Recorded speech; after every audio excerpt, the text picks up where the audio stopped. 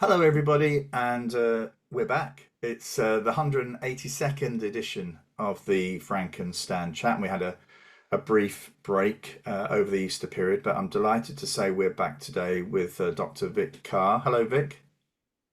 Hi, how are you, Frank? It's good to see you. Yeah.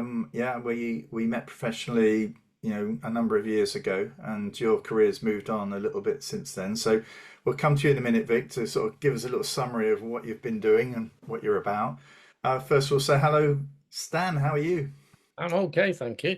Yeah. Had a wet and windy time in Wales, failing to get any painting done round the decking that I was supposed to do.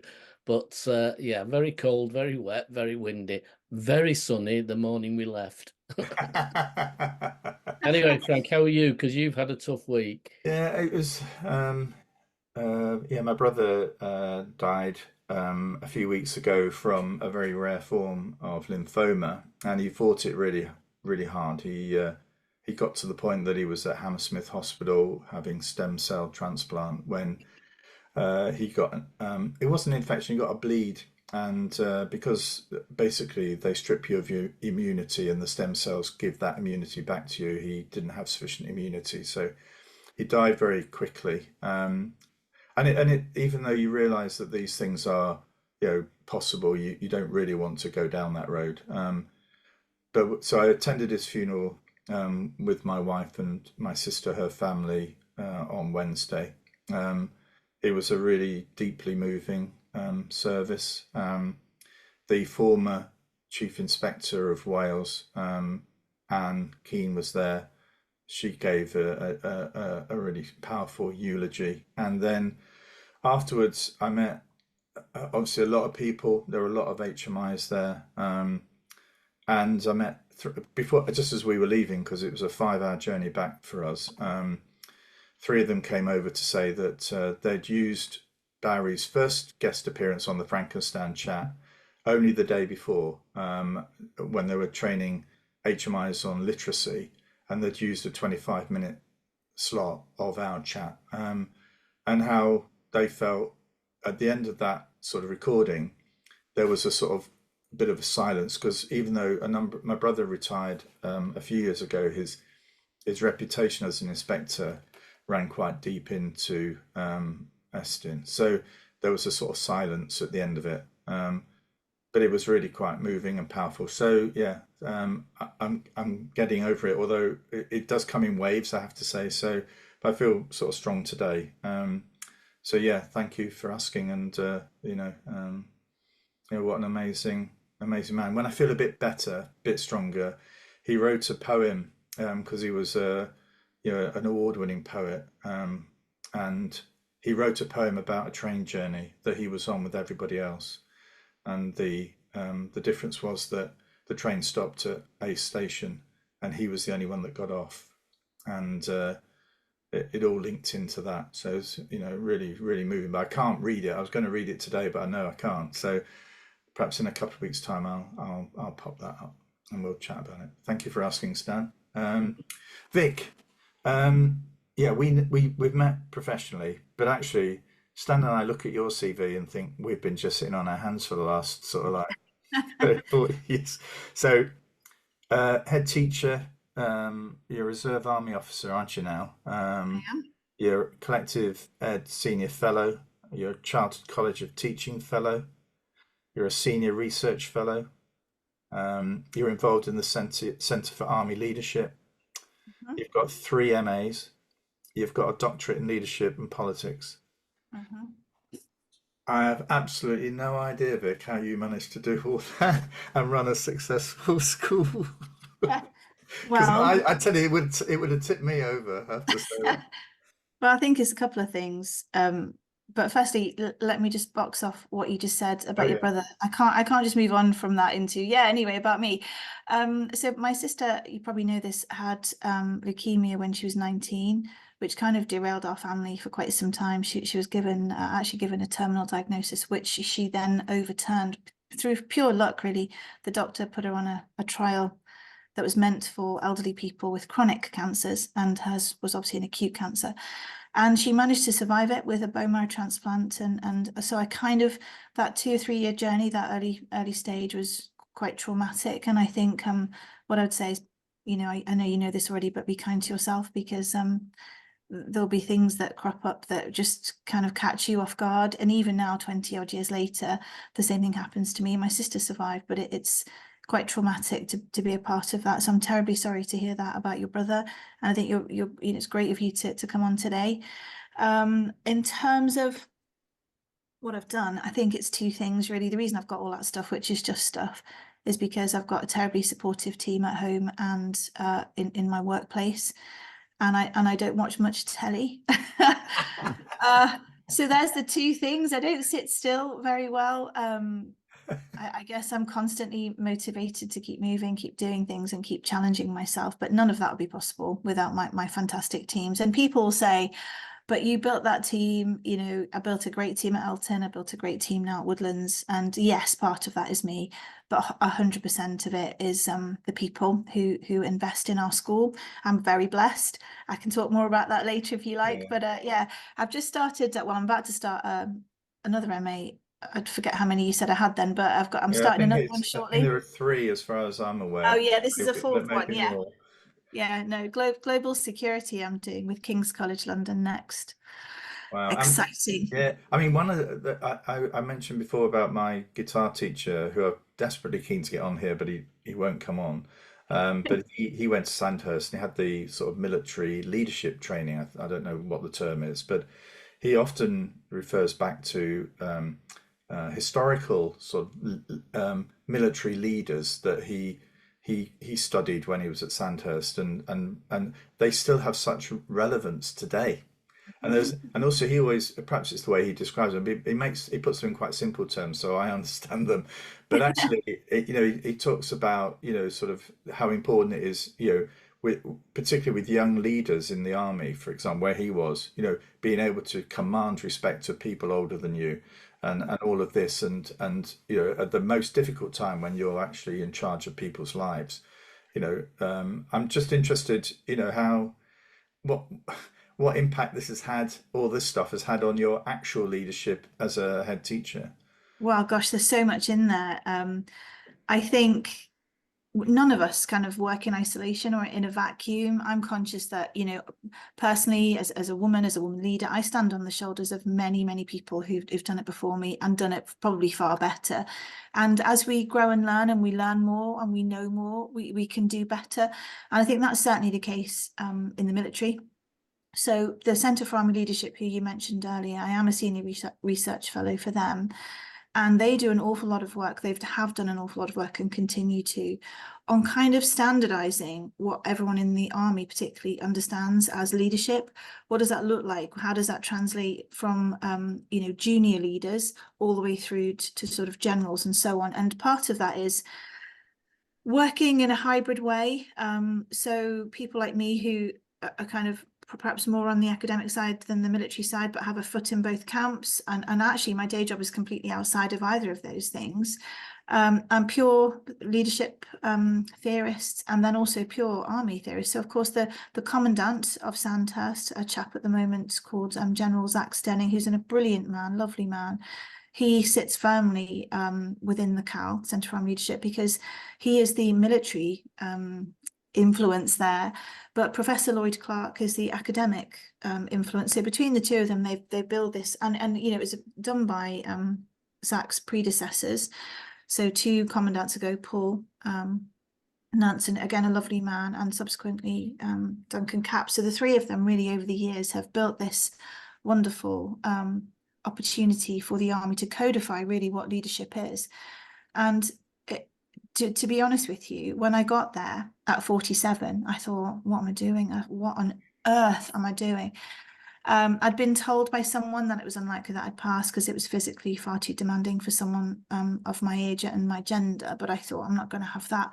So by the end of it all, I was really quite shocked that I'd done it and I'd passed it really, but the place itself had such a lasting impact on me because it's steeped in history, and you can't fail but learn from all the people who've gone before you. And I was lucky enough to be there during Remembrance, which is actually a very powerful thing for anybody in the military, but is actually, even before I was in the military, quite a powerful thing for me, because I've always been interested in military history anyway. And I was there during Remembrance, and they read out names of people who obviously have died in the war as an act of remembrance, a physical act. And from everything that you do there, you are reminded about teamwork. The Army have got very clear views on, integrity and selflessness and courage and things like that. So it's built into everything they do. But what's the most interesting thing about all of that is it is no different to my day job. Yeah. It is absolutely no different to my day job. People say, flipping it, the Army must be really tough.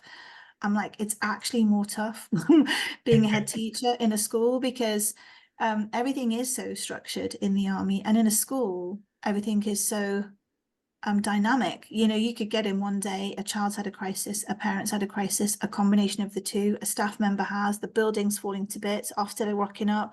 Anything, any combination of things could happen, and you have to be prepared to deal with that and deal with it in a calm and pragmatic way. And that's what people are looking to you to do as the head. And unless you build a culture where that takes place regularly and routinely, and everybody has the standard behaviours that they show, it's just not a good workplace to have. So that's what I took with me to Sandhurst. And actually, at the end of my time there, when I did commission, the feedback I had from my platoon commander was hilarious. I didn't get it for a couple of weeks after the report came through, but he said things like formidable. And then I thought, is that like Miss Trunchbull? Is formidable like that? Or is it a good descriptive word? I don't know. But my leadership experience in my day job certainly added an awful lot to what I took there. And it kind of helped me to get over that undermining experience of somebody telling me I wouldn't do it, because regardless of my age or the fact I'm female, those young people who I trained with might have initially thought, one of them actually said to me, oh God, Vic, when I realized that you were in our section, I thought you'd just be the drag along, but actually you've been the section glue. You have helped us, coached us, guided us, given us endless amounts of energy and enthusiasm. And that's what it's all about. Even on the final exercise, it was lashing with rain, and somebody from our unit up in Manchester came down to just visit. And he said part of it isn't very tactical, Vic. You've got such white teeth, and you've got all this cam cream on, and your teeth are like this. He said, but the good thing about that is that I saw you smiling from across the block. And if you can smile on days like that after the week you've had, that's pretty good. But all of that comes from digging deep at school and digging deep in life, really, because the last thing I'll say on it is life teaches you a lot of leadership skill, and then if you can transfer that into any job that you do or any situation, then I think you do a pretty good job. Yeah, I agree. There's a couple of things there, Vic, that you've mentioned there. The behaviours thing. When I was in Lancashire, I did a whole leadership model for Lancashire based on behaviours. But what I did when I looked at it was to say, what happens when these behaviours become extreme? So something that's seen as an absolute strength, if you overplay it, overcook it, and it's that bit between the difference in somebody saying you're as tough as old boots, you Miss Trunchbull, as to saying actually you're quite formidable. And if that formidable bit gets too heavily played, then you do become a person that nobody wants to work with. And there's a lot of when I've done this with particularly with head teachers, they recognise some of their strengths, but they won't say they're very strong. By definition, I can't be very positive about myself for some reason. But then when you start to talk about what do you think people see of your behaviours when you start to overplay those? And the classic for me is always the no, who was it? I can't remember who it was who did the excusable elements, that if you are like me, a bit creative and a bit, expect a mess, expect somebody who doesn't turn up on time or who can't remember, that hasn't read the minutes, etc. And those, I think, when we start to play those out in leadership, people started using them as a badge of honor. It's okay. I can be a mess. I can be late for meetings because it's part of my character. Instead of saying, no, they're allowable weaknesses, but that doesn't mean to say you can't work on them and make things better. Because I think there's Yeah. one type of people who think I'm very blunt. So I say things as they are. And when we've done allowable weaknesses, you say, well, yeah, we'll put up with that, but not when it becomes offensive, because Yeah. it easily does. And I think there's a lot to work to do on behaviours, and a lot of people need to understand that behaviours that are strengths can become weaknesses if they're overplayed and overcooked. Sorry, it's Also, I think some of that comes from well, absolutely comes from self-awareness. And yeah, I think some people either don't see the value in self-awareness or have never been shown how to be self-aware. And one of the things that I've been told I do well is have tricky conversations with people about that. But it never comes from a place of kind of dragging people down or destroying their character or their individuality. I try and couch it in a way that where I say, how do you think that behavior, which is definitely you, impacts on your colleagues? What do you think they might say to you about that behavior? And then you just wait. And if, you know, and there's that pregnant pause where they kind of think, oh, and I've had people say, oh yeah, they might think I'm a bit disorganized. Well, how do you think that affects them if they are a hyper organized person? There's that space in between where there's a bit of disharmony. What can we do about that? And I think people, it's okay to be who you are, but if you're working in a team, and one good thing about the army is that the expectation is buddy buddy, and it's built up from two people. So you would never let your buddy go around with their pouches undone or whatever. If you saw a pouch was undone, you would close it for them and say, I've closed your pouch, because things might fall out, things that might help you, but might also help them. And I think everything is built around looking after your mate, looking after your person who's the one right next to you. And on that premise, I think the best schools are built, because I'm not brilliant at everything. That's why I have a team. I've got a wonderful girl in my team who you know, she'll like you've just said about the minutes, she reads every single word.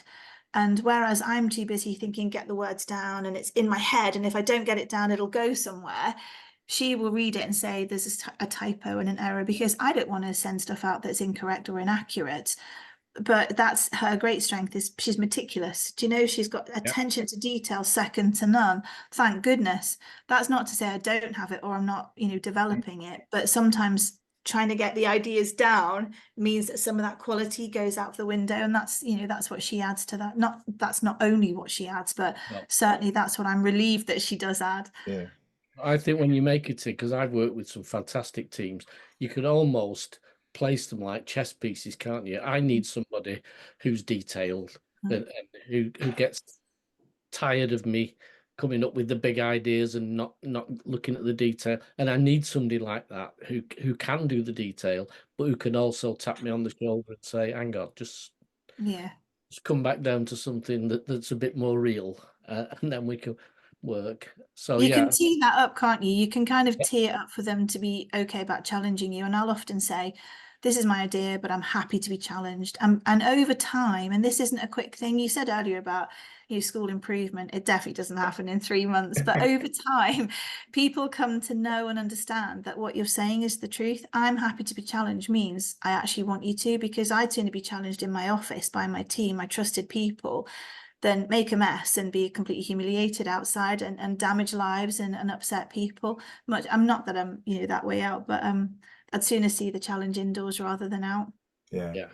It's it's interesting because my guitar teacher had that sort of training at Sandhurst.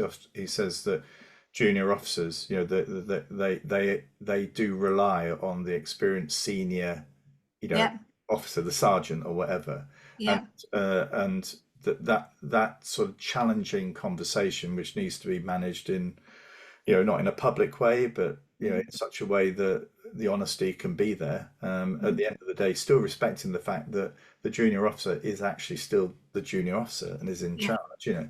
But actually, that sort of openness is really powerful, a powerful relationship. And it's a blend of experience and responsibility. So like in a school, the head teacher has the ultimate responsibility, but they may not have the ultimate experience. And a platoon sergeant is in that role because they've been in the army for a long time.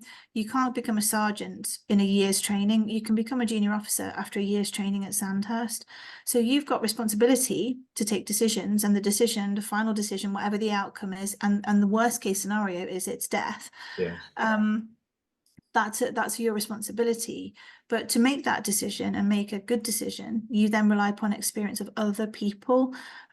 So whilst you are expected to come up with the course of action and the plan and so on, there's a sergeant definitely behind you, and that platoon sergeant will have had a considerable, probably around about 12 years experience, in order to be able to advise you effectively.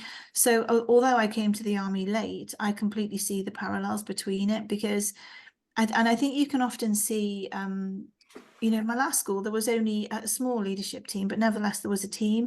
In this school, the school's much bigger, so there's a much bigger team, you know, obviously makes sense. But even in my last school, I wasn't a kind of maverick. I took on the chin, the mistakes and the kind of public issues, but behind the scenes, you know, I was there enabling people and what have you. And I celebrated people publicly for what they did, because it's not about taking glory or the kudos for everything. It's about knowing that you've done a good job and that the best outcomes have taken place for lots of people. And if you're doing it well, it's not just kids at school, it's everyone, it's the staff, the parents, the community. Everyone's benefiting. I mean, that's just my view, obviously, but for me, that's what it's about. It's about doing one thing that has multiple positive impacts on multiple different people and groups. I went to a training course once. Go on, and you finish that off, and then we'll get on to what's going on. Where somebody sort of pushed the recognition of people in your team and outside even your senior management team, but the people that you were working with, and recognizing their contribution. And I listened to it. I wasn't all at it. And he said, you know, it's easy to write a little card to somebody to say thank you, and it means a lot. And I thought, I'm not sure it does. And when I got home, I was going through the bedside cabinet, and I found about 3 cards that people had written to me to say thank you, that I'd kept because it meant a lot to me. And they were years old. And so I thought, well, I'll try that. And I started just sending a note to say that, you know, you've redesigned the spreadsheet, and that's made a big difference to everybody who's working with it. Thanks so much for that. And I couldn't believe when I went around the office, people had these cards up on their computer as you know, almost a badge of honor that somebody's recognized the work I've done. And it's funny that you can do that in a number of ways. So in my last school, again, much smaller team, we had Ofsted, and I wrote to their family members to say thank you for allowing your family member, be that the dad or the husband or the wife or whatever, thank you for holding the fort at home so that your family member could help me in school, because the outcome has been very positive and I couldn't have done it without them. And I didn't tell the staff member that I was going to do it. I just wrote to their family member. So they got home and they were like, we've got this letter from your boss. It's brilliant. And then another time at this school, I wrote to, and we've got over 100 staff, I wrote to every single one. And I did it myself because I wanted it to be a surprise for everyone. So I didn't kind of delegate this to the office staff to say, do me a favor and type me up a letter. No. I wrote a letter to every single member of staff. I handwrote the envelopes, my handwriting's shocking, and I posted them all. It was a big stack. And I did it over Christmas, over the Christmas holidays, so that they got it over Christmas, so they didn't come into work the next day. They had 2 weeks to sit and think, thanks so much for that. So there's loads of ways of doing it, but it does take time, and it obviously takes effort. And I think what people have said to me, and sometimes you can do crazy stuff. I mean, this is a crazy thing. I wouldn't advocate it. I found these lovely little book holders, because when I do get a chance, I do like to read a book, a proper one, and you can I normally hold it open with my thumb and my fingers, and I get like a cramp. But you can get a lovely little wooden thing, and I love wood. So I got one made for every single staff member, foolishly forgetting that they're like £3 each. I've just said we've got 100 members of staff. And I tied a little Christmas thing to them. I thought, what am I doing this for? I can't just do it for one lot. I've got to do it it's got to be all or nothing.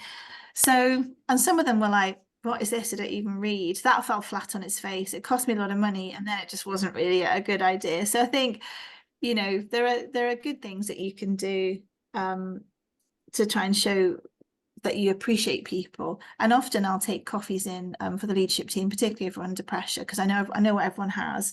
And again, it costs me money, but sometimes a coffee, just when we're all shattered, is just like, and I'll say, right, today's a coffee day. We're all at the end of our tether. I'm going for coffee. And it's like you've lit a spark under everybody. So there's different ways of doing it, isn't there? I know Dave at Fleet's, where is he now? Dave. Fleet. He does really cool stuff for his staff. And I've said to him, don't tell my lot. Is it Flake Fleet or Fleet? Fleet. Yeah, Fleet. Yeah. I said to him, don't tell my staff that you take them to the arcade. Don't do it, Dave. Keep quiet. My lot get a coffee. We used to have chip butty Friday that I used to do. I used to go to the chippy and buy everybody a chip butty. Hey, do you know, this is a very unusual Frankenstein chat, because we have actually been chatting for 27 minutes and we haven't got on to what's caught our eye this week. But in order just to keep with the tradition, I'm going to forego my what's caught my eye until next week.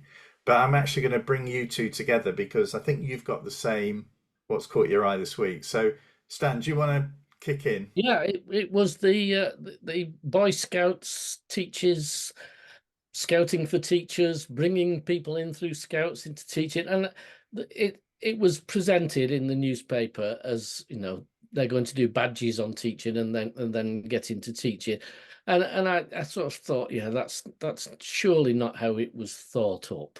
But I did then get this image of a Friday afternoon groupthink. What can we do? We must do something else. We must do, you know, what about the Scouts? We've tried the troops. What about Scouts? And I just think it's one of those ideas.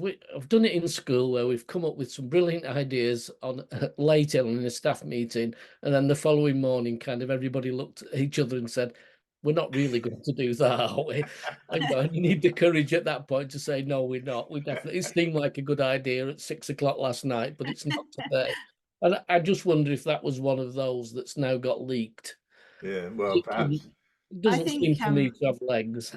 No, I think media spin, I mean, it's the bane of our existence, if I'm honest with you. Every single thing.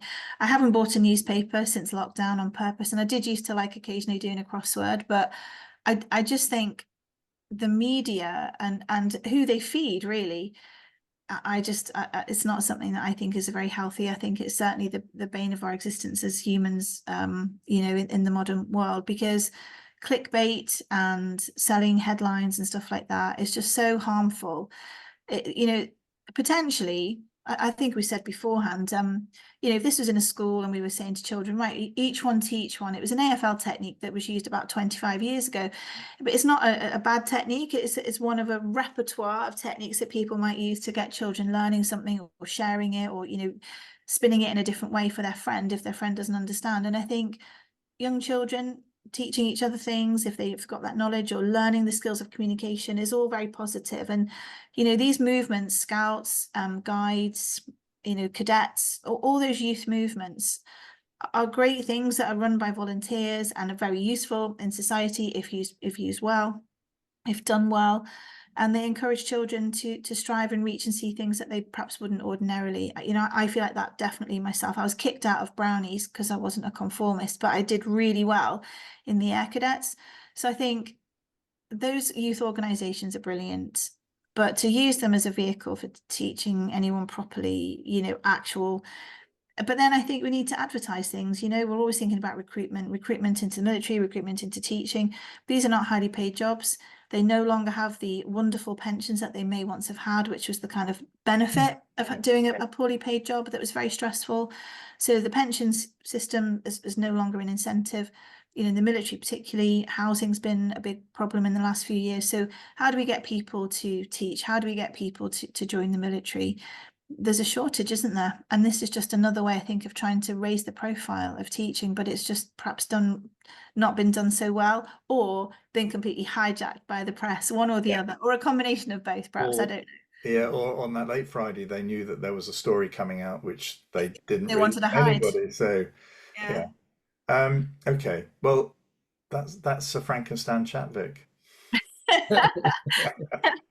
As quick as that, as quick as a flash. It is. It is. Can I thank you so much for joining us? I mean, I think it'd be fair to say, Stan, we gain more than anybody. We always do. As we feel deeply privileged to be able to engage with people like you for even if it's just half an hour or 40 minutes. So thank you so much for for the contribution. And definitely you're bringing a different sort of slant on things. Really, I think the conversation we had about the work you've done through military leadership. Yeah, we had a guest on here called Neil Jerd. He's written the book called The Oh Leadership. yeah, Yeah, I've done. Yeah, I know Neil. I did. I've done some work for him. I've yeah, done a couple of talks for him on his on his leadership site. yeah. Yeah. So Neil's coming back again in a couple of weeks. But the angle that you and Neil bring is very not very different, but it's a slightly fresher angle on leadership, and it's refreshing to hear it. So I love talking leadership, so it's it's all this is my a pet Stan. subject. Yeah, this is You know, one of the Most of things. these are leadership stuff. Well, you should read my book, Stan. I've only realised you've written a book yesterday when I put it on the front cover. So It's going to be on the front cover of this. So what's it called, Vic?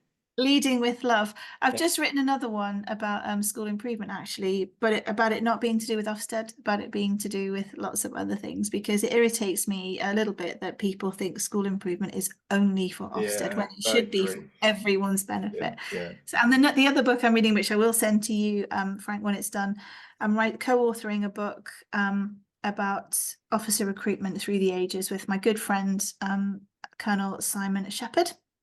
And that's on the back of my research that I did for my military history masters. So yeah, as well as doing my global security MA, I'm also co-authoring this book, which is just exciting.